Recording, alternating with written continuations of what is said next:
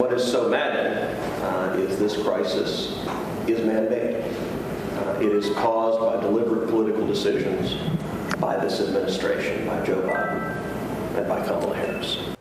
Texas lawmakers are tearing into the Biden administration over the border crisis as migrants continue to pour into the U.S. and the situation grows increasingly dangerous for Border Patrol agents. Joining me now to discuss, retired acting ICE director and former Border Patrol chief Ron Vitiello. Sir, it is good to see you this morning. Thank you for being here. We were just talking about in the commercial break, because I really wanted to try and understand this a little better, the fact that you were saying that at this point in the year, we should be seeing these numbers of crossers trailing off until the end of the year. But you said that rule book is no longer here. That is thrown out the window. Can you explain? Yes, we are in completely unprecedented territory. You know, July went into the books at 212,000 plus apprehensions encounters at the southwest border. July, August, September traditionally had been lower months of activity. And so we're seeing an unprecedented crush of humanity coming to this border right now. I suspect that August is going to be in similar territory. It's going to be a record.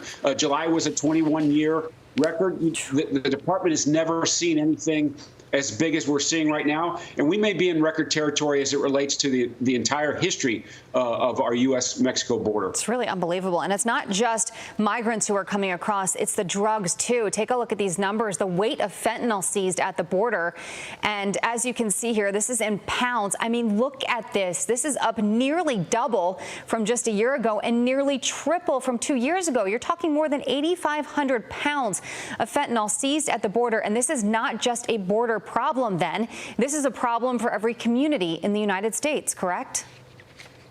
Correct, because those drugs don't stay at the border in places like RGV or in Laredo or Del Rio.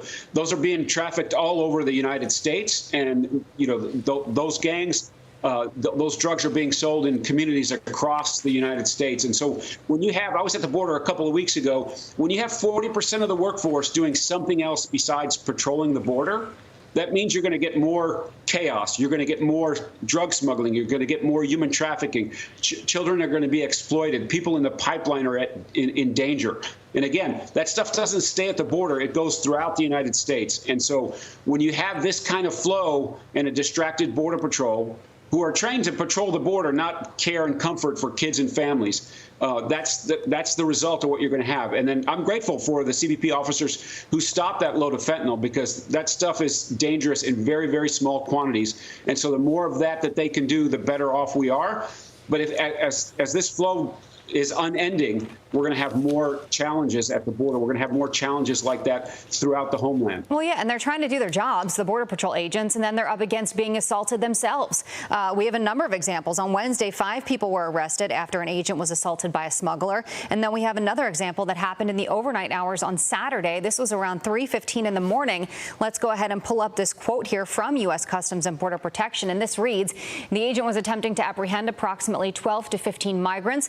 A smuggler in Mexico struck out at the agent through a slot in the wall, hitting the agent with a large object believed to be a 2x4 board.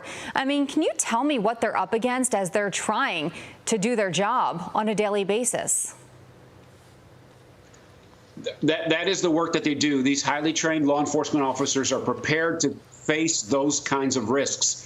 But yeah, you can see the ruthlessness of smugglers and people who are trying to evade arrest. They're willing to assault an agent to come into the country, and so they need to be prepared. We need to support them, and we need to make sure that they have the tools that they need to do their jobs. And in a case like this, you would hope that the U.S. Attorney's Office in San Diego will prosecute that smuggler for the assault on that agent. And so that's an important aspect of this, right? We want to close the loop and make sure people are held to account for the lawlessness that could occur on the border. Absolutely. And real quick, we have a picture that we can pull up of that Border Patrol agent's injuries. And, you know, this is just one example. I'm sure many, some that we don't even hear of. Right, Ron? A few seconds left. Yeah, one of the most assaulted workforces in law enforcement in the United States. And so, yeah, it's unfortunate that happened, and I hope that agent recovers quickly and is back on the job soon. Okay, Ron Vitiello, retired acting ICE director, thank you so much for waking up early and joining us. Appreciate your time. Have a good day. Good to see you. You too.